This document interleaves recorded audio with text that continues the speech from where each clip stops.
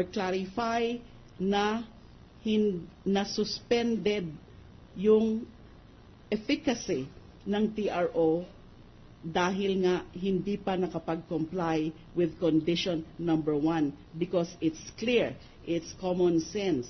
Pero nung clarify na po in the November 22 resolution, parang iba na yung naging laman. So that is why Justice Carpio was constrained to write to the Chief Justice and ask na i-hold in abeyance muna yung November 22 clarificatory resolution because instead of clarifying what in fact transpired during the November 18 deliberations ay nagpalala pa daw ho, lalong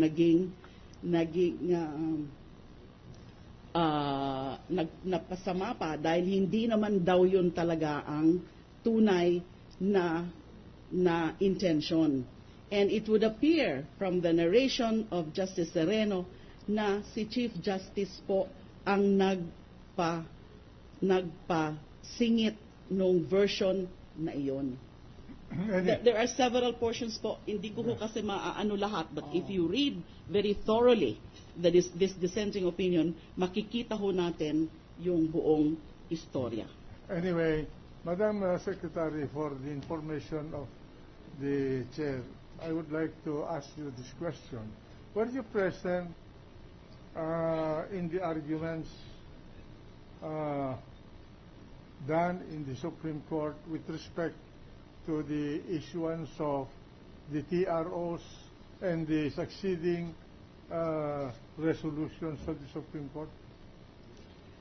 During the oral arguments, I was present, Your Honor, November 22, November 24, and December 1. Because this was a embank session of the Supreme Court. Yes, Your Honor, oral arguments open to the public. Yes, but and the respondents or the petitioners were represented, and as well as the government. Yes, Your Honor, by the Office of the Solicitor General. As normally done, did the members of the court ask questions from the lawyers of the parties concerned? Yes, Your Honor, because precisely it was oral arguments, so after the oral arguments of both parties, they were subjected to all of them questioning. All the justices who participated, they propounded questions to the lawyers of the petitioners as well as the lawyers of the government. As far as I can remember, there are sessions or there are oral arguments where all of them ask questions. There is one session that actually not all asked questions. Did the respondent, Chief Justice Corona, ask any question? And if he did, from what panel? Was it from a question propounded to the lawyers of the petitioner or to the government? If I remember correctly, although I'm not quite sure, Your Honor, I was sure that he asked a question propounded to the Office of the Solicitor General with respect to the issue on the constitutionality of Circular Number 41 and WLO. I'm not sure, though, whether he propounded questions, the Chief Justice propounded questions on the... If you recall, how extensive was his questioning the Solicitor General? By the Chief Justice? Yes. A few minutes, Your Honor. A few minutes. How about the others? Other justices? There were extensive oral arguments by some, but not all. How about the dissenting justices? They also questioned the lawyer representing the petitioners? Yes, Your Honor. And also the government? Yes, Your Honor. So all of them were asking questions, including the Chief Justice? Yes, Your Honor. Thank you. May I resume, Mr. President?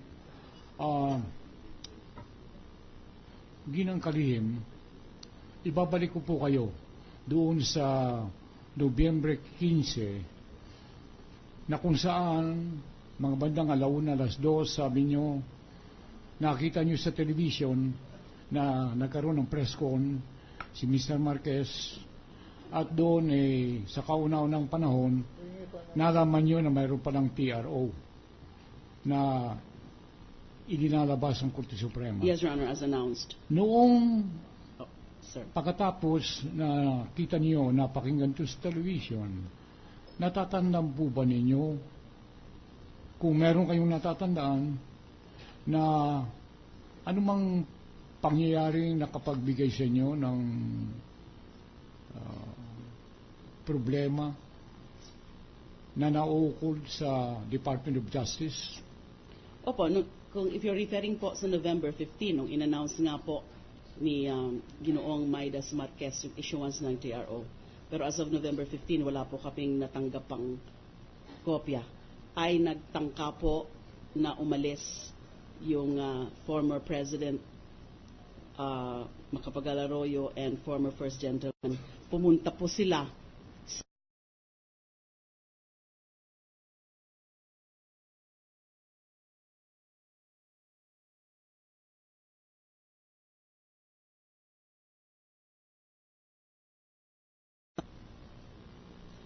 pinigilan po sila ng BI or Bureau of Immigration personnel. Actually, nung nandun na po yung grupo ng dating Pangulo, may mga kasama rin po siyang mga abogado, ay tinawag po sa akin kung ano daw po ang gagawin dahil nga po nagpupumilit na aalis sila. Ano po inyong tugon? Gabi na yon. Ano po inyong tugon doon sa nagtanong?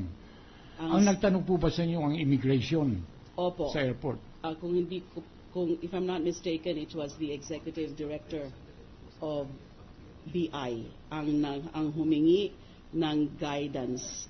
Executive Director Eric Dimaculangan. Ano po ang inyong tugon? Ang sabi ko po, hindi pa natin natatanggap yung official copy ng TRO. So, hindi pa yan binding sa atin. So, sabi ko po, hindi pa pwede natin paalisin dahil hindi pa binding sa atin yan. At nung in-announce nga po, I supposedly make conditions, but hindi ko po alam yun as of the evening of November 15 kung nagkaroon na po ng compliance yung mga petitioners dun sa mga kondisyon na nakalagay sa TRO. Noong gabi, noong Nobyembre 15, meron ba kayong natatandaan, kung may natatandaan kayong di pangkaraniwang pangyayari doon sa gusali ng Department of Justice? Wala po ako noon nung November 15 because katulad po nung sinabi ko, nasa palasyo po ako, nasa Malacanang po ako around after lunch of November 15. At hindi na nga po ako nakabalik, lalo na nung nalaman na po sa TV, sa news, na may TRO, kaya nagpulong-pulong po kami doon sa palasyo. At kung natatandaan ko rin po, I also conducted my own. I had a press con at the palace. Na I had to state or announce the position of government. Na dahil nga po as of that very moment, that was about late afternoon, 4 to 5 p.m., wala pa pong natanggap ang DOJ o yung OSG ng official copy.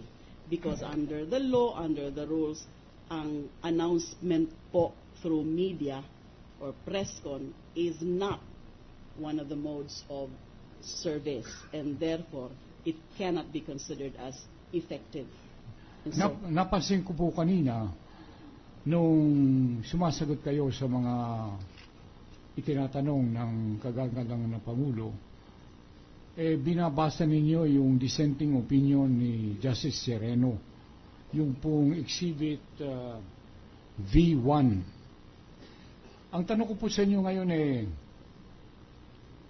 pagkatapos ninyong mabasa noon ang Exhibit V1, yung dissenting opinion na binasa ninyo uli kanina, ano po ang inyong reaksyon sa inyong nabasa?